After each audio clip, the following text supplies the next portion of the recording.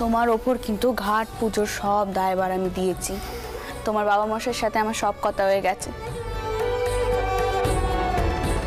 আর বড় মেশোবাবু তো থাকবেনই, সে তোমাকে সব কাজকর্ম বুঝিয়ে দেবেন। আর শোনো, এর মধ্যে যদি চাটু যেটাও চলে আসেন তাহলে কইবে এখানে থাকতে, আমি এসে তেনার সাথে কথা কইব। কেমন? হ্যাঁ দিদি, আমি বলে দেবো, তুমি আর দেরি করো না। আসছি।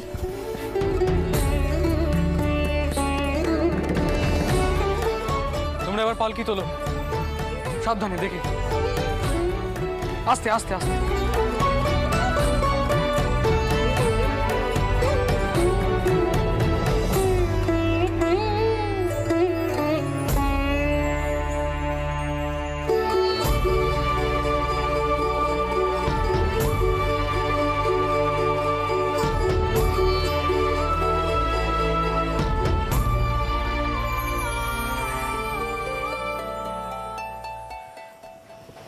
ভূপাল, দিদিমা কিন্তু অনেক ভরসা করে তোমার উপর গুরুদায়িত্ব দিয়ে যাচ্ছেন।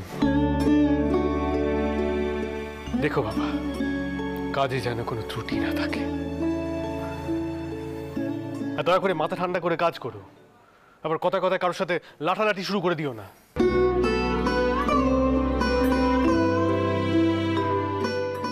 বুঝতেই তো পারছো এখন বিয়ে থা করেছো।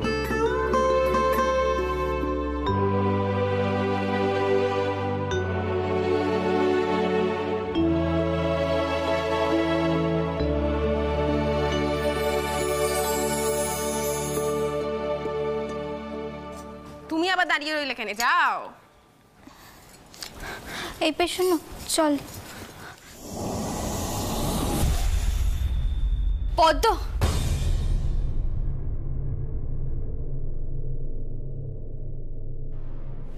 এটা কি উচিত কাজ হলো পদ্ম? তোমরা বড় গিন্নিকে এনে মহলে বসাচ্ছ, আর আমি যে কিনা তোমার খুড়ো মশাইয়ের দুঃসময় সর্বদা পাশে রইলুম, তেনার সেবা যত্ন করলুম, সেই আমি কিনা পড়ে রইলুম অতিথিশালে। বাড়ির মহলে থাকার অধিকারটুকুও পেলুম না। কেন? মহলে থাকার অধিকার বুঝি আমার নেই? এটা কিন্তু একদম উচিত কাজ হলো না পদ্ম, এর ফল কিন্তু ভালো হবে না। আচ্ছা, তোমরা তো একটিবারও কেউ আমার কথা কইলে না। আমি বুঝি কাজের নখ? চোরপুরিমা, আমি তো তোমার তুমি একমাত্র এই সংসারে উচিত কথা কও, মানুষের ভালো মন্দ দুঃখ কষ্ট বোঝো, তাই তো আমি তোমাকে আমার মনের কথা জানালাম। একটা কথা মনে রেখো পদ্ম, দুঃখী মানুষের নিঃশেষে কারোর ভালো হয় না, সংসারে অমঙ্গল ডেকে আনে।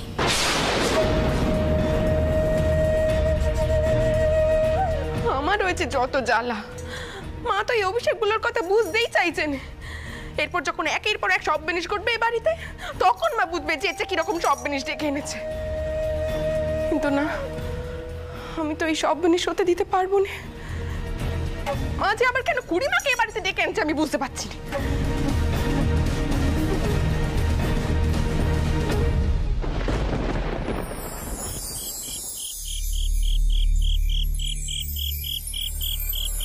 মা, আধার তো প্রায় নেমেই এলো। তা বলছিলাম, আপনি কি একটু বিশ্রাম নেবেন? এখনো তো বেশ কিছুটা পথ বাকি আছে। আমি পালকি নামাতে বলবো? না না বাবা, এখন বিশ্রাম করব না, আগে সরজুর কাছে পৌঁছাই, তারপর বিশ্রাম নেব। সুজগত্তা, একটু কথা ছিল।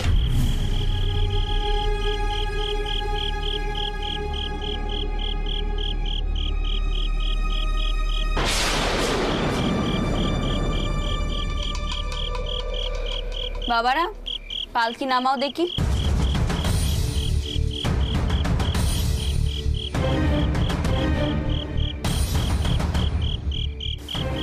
বাবা, কি হয়েছে? কি কোনো বিপদ আপদ হয়নি তো আবার? আগে মা, দাশুরথীর লোক যে আগে আগে যাচ্ছিল, সে দেখেছে খুড়িমা আর মাধবকে, তারা বাক্স প্যাটটা নিয়ে নদীর ঘাটের দিকে যাচ্ছিলেন। কি কইছো কি মতো? দাশরথী, তুমি এক্ষুনি সকলকে নিয়ে সেখানে যাও। মাধব কর্তা আর খুড়িমাকে যেভাবেই হোক ফিরিয়ে কিন্তু আনতেই হবে। আর মতন আমরা বরং এখানেই অপেক্ষা করি, নাহলে আমরা ওদেরকে হারিয়ে ফেলবো।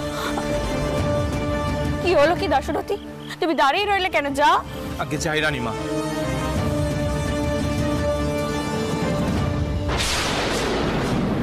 শান্ত মতন, আমার মন কইছে দাশরথী কিছুতেই সরযুকে খুঁজে পাবেন, কিছুতেই ও ফিরিয়ে আনতে পারবে না। আমার মন কইছে। মা মা আপনি আপনি অস্থির হবেন, আপনি শান্ত হন।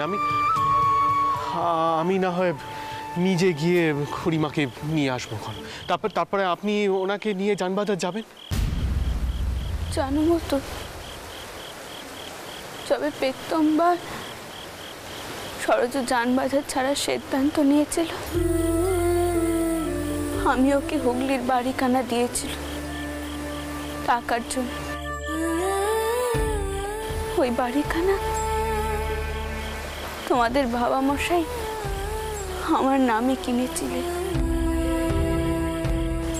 কোনোদিন সরজু সংকোচ বোধ করে, কোনোদিন না। এত কাল হয়ে গেল তার কোনো সমস্যা হয়নি, কিন্তু আজ তার এত অভিমান হলো যে সব কিছু নিয়ে সে বাড়ি ছেড়ে চলে যাচ্ছে।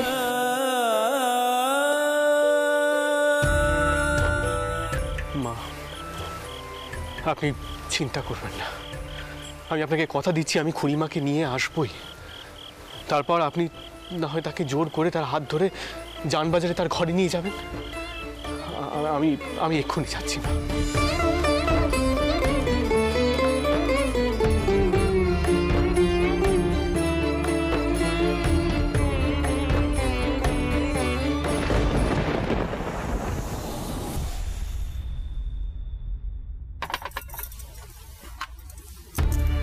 আয় ভেতরে।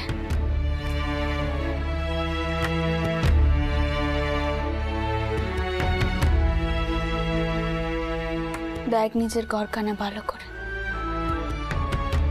যেমন করে এই ঘরখানা তুই রেখে দিয়ে গিয়েছিলিস ঠিক তেমনটাই রয়েছে।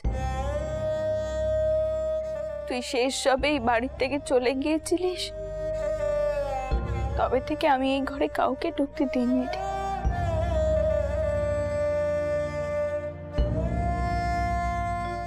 তুই বিশ্বাস কর, তুই যে আমার বোনের থেকেও অনেক বেশি রে। আমি কি তোকে কখনো ছোট করতে পারি বল? পারি? আয় বস এখানে, বস দেখি, বস এখানে।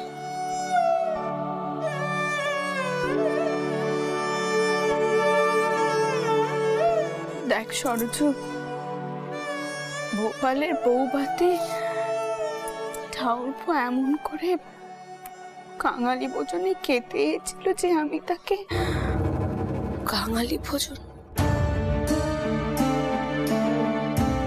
হ্যাঁ রে কাঙালি ভোজন, সে সর্বস্ব কুহে এখন পথের বিক্রি হয়েছে।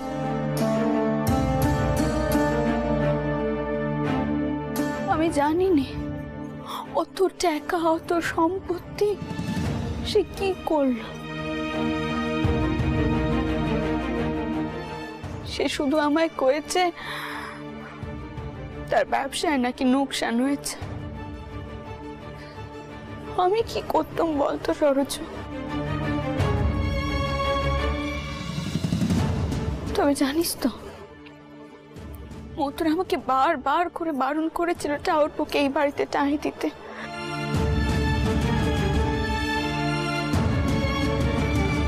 কিন্তু কি করবো বলতো বোন, একে তার শরীর ভালো নয়, তারপর সর্বস্ব কুয়েছে। আমি যদি তাকে টাই না দিতাম তাহলে তো সমাজ আমাকে খারাপ করতো। পথের বিক্রি হয়েছে কিনা মার বংশের বেটা।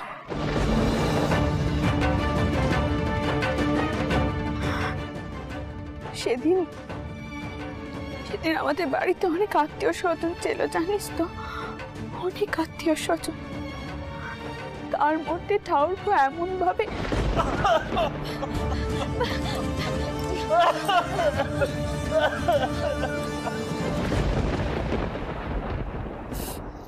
আমায় ভুল বুঝিস নে রে সরোজ, ভুল বুঝিস নে। জানিস তো সরোজ, মানুষ যখন বিপদে পড়েনি তখন সত্য তার কথা আর মাথায় থাকে।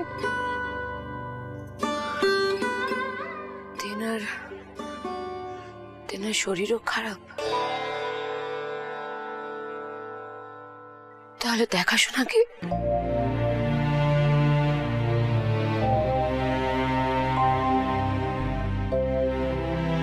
মা কি কত হয়েছেন দিদি? কিছু মনে করো না খুড়িমা, আমি আগেই মাপ চেয়ে নিচ্ছি তোমার কাছে, কিন্তু এখন এসব প্রশ্ন শুধাবার কি কোনো অর্থ আছে? মানে শাস্ত্রের বিধান না মেনে যে স্বামীকে সকলের সম্মুখে ত্যাগ দিয়ে তুমি চলে গেছিলে, তার সম্বন্ধে তো এখন এত কিছু শুধানোর কোনো মানে হয়নি। আর দেখো, আমি হচ্ছি আগেকার দিনের মনের মানুষ, আমি আমার স্বামীকে এখনো দেবতা মনে করি। সেখানে তুমি কিন্তু তোমার সীমা ছাড়িয়ে যাচ্ছ পদ্ম। ছোট খুড়িমা তোমার গুরুজন হয়, তার সাথে এমন করে কথা কও কি চলে? দেখো মা, এই কারণেই কিন্তু আমি এসেই আগে মাপ চেয়ে নিয়েছি। আর তাছাড়া খুড়িমা যে হুট করে এসব প্রশ্ন শুধাবে সেটাও তো আমি বুঝতে পারিনি, তাই না? তবে খুড়িমা দেখো, তোমার না এই খুড়ো মশাইয়ের বিষয়ে এত কিছু চিন্তা করার প্রয়োজন নেই, কারণ খুড়ো মশাইকে দেখাশোনা করার লোক এখন রয়েছে। দাঁড়াও, আমি তাকে ডেকে নিয়ে আসি। আর ছোট খুড়িমা, একবার এদিক পানে এসো, তোমার জায়ের সঙ্গে আলাপ করবে। হ্যাঁ পদ্ম, কি করছো কি তুমি?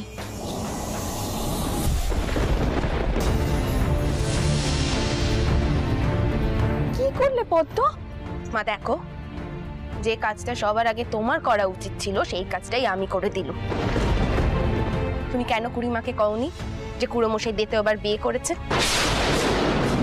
কেন ছোট খুড়িমার সঙ্গে তুমি খুড়িমার আলাপ করিয়ে দাওনি? আর খুড়িমা,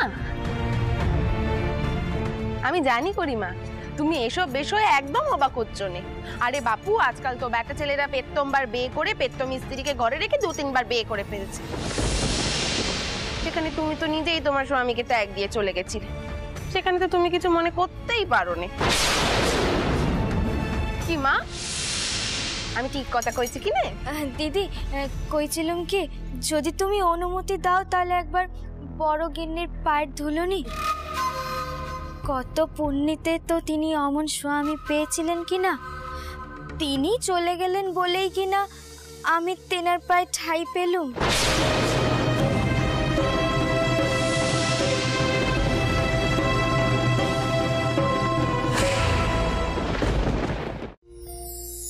না, দেখছি সব গুছিয়ে নিচ্ছি।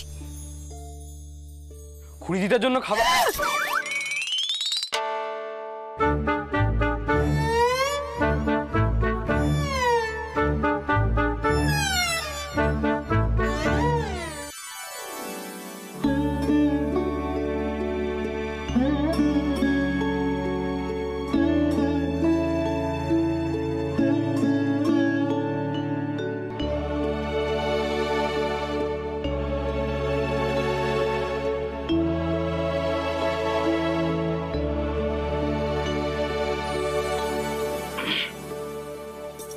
আমি কিছু বললেই আপনি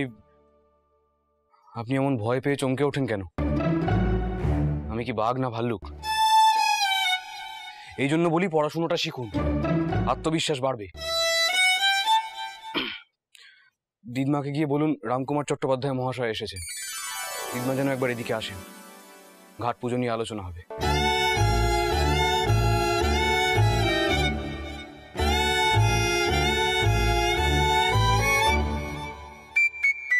যাক বাবা, কম্বকু নিয়ে গেলুম। আবার সুদ হচ্ছেন। আমি কি বাঘ না ভাল্লুক? বাঘ ভাল্লুককে বাপু আমার অত ভয় করেনি, তেনারা আমাকে কইবেন নে নেকা পড়া করো।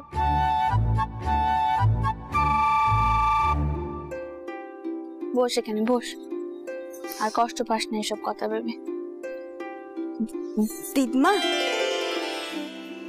এই তো আমি খুড়ি দিদমার জন্য একটু ফল এনেছিলাম। খুব ভালো করেছো। এই তালাখানা এখানে রাখো, দেখি রাখো। সরজ, এই হলো গিয়ে গোপালের বউ। পেশন না, খুড়ি দিদমাকে পেন নাম কর, দেখি পেন নাম কর। থাক থাক থাক মা, থাক। চিরজীবনী অস্থির থাকো, তোমার স্মৃতি সিঁদুর যেন অক্ষয় থাকে মা। ভালো থেকো। দিদমা, কইছিল রামকুমার টাউর মশাই এইছেন, তোমাকে ডাকতে কইলেন। ও তাই নাকি? ঠিক আছে, আমি যাচ্ছি। বলছি শোন, খুড়ি দিদমার খেয়াল কিন্তু তোকেই রাখতে হবে। খুড়ি দিদমার যেন কোনো অসুবিধা না হয়, কেমন? সেই দিকটা কিন্তু তোকে দেখতে হবে, বুঝলি? আর সরজ, এসব কথা আর ভাবিস না। দেখ, পুরোনো কথা যত ভাববি নিজেই তত কষ্ট পাবে। এসব চারদিকে এখন এইটুখানি বিশ্রাম নেই। আর পেছনে তো এখানে থাকলোই, কোনো অসুবিধা হলে ওকে কইবি। আমি বরং যাই, চাটুর্যে মশাইয়ের সাথে গিয়ে দেখা করি। ঘাট পুজোর পরে তো আমি মন্দিরের কাজে হাত দেবো। যাই হোক, তুই কিন্তু খাবার কানা খেয়ে নে, কেমন? খেয়ে নে, পেছন দেখ ওকে।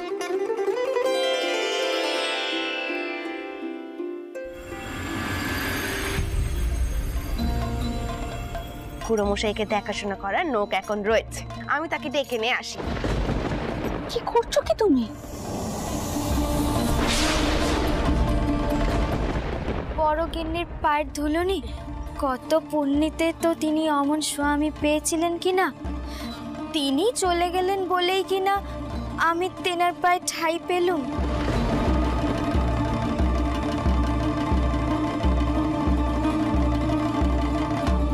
আমি তোমাকে খাইয়ে দেব?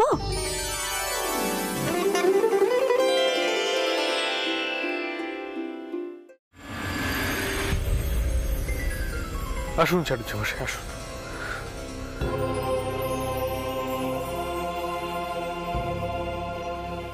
দেখুন সেজবাবু, ব্রাহ্মণরা যে ঘাট পুজোয় আপত্তি জানাবে এ তো জানা কথাই, কিন্তু এও ঠিক যে মায়ের ইচ্ছে যেভাবে সব বাধা বিপত্তি কেটে গেছে ঠিক সেইভাবে এবারেরটাও কেটে যাবে। আপনি ভয় পাবেন না।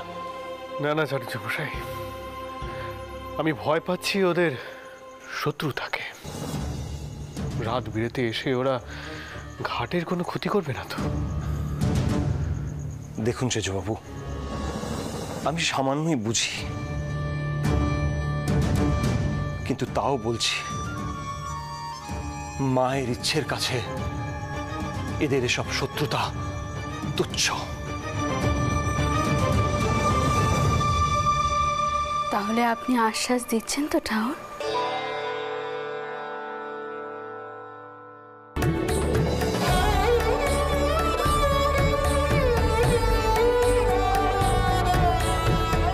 প্রণাম রানীমা, প্রণাম। রানীমা, সেজবাবু ভয় পাচ্ছেন যে রাত বিরেতে ব্রাহ্মণরা না ঘাটের কোনো ক্ষতি করে, তাই মায়ের নামে আশ্বাস দিচ্ছিল। আপনি আগে বসুন। এসেই সোজা আপনি টাওয়ার গড়ে চলে এলেন? আচ্ছা, আপনি কিছু জলযোগ করেছেন তো? না না রানীমা, আমার এখনো আহ্নিক হয়নি। বাসায় ফিরে আহ্নিক সেরে তবে জলগ্রহণ করব। আচ্ছা রানীমা, কি হয়েছে বলুন তো? আবার কি কোথাও আশঙ্কার আঁচ পাচ্ছেন?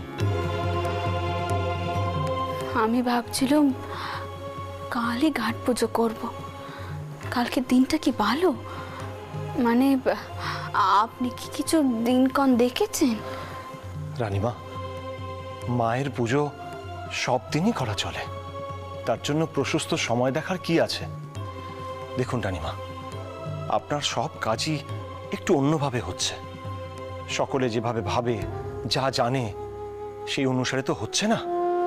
তাই আপনার যখন যেভাবে যেরকম ভাবে মনে হয় আপনি ঘাট পুজো করুন। মায়ের নিশ্চয়ই এটাই ইচ্ছে। আপনি দেখবেন সব নির্বিঘ্নেই হবে, সব নির্বিঘ্নে হবে। তাই যেন হয়, তাই যেন হয়।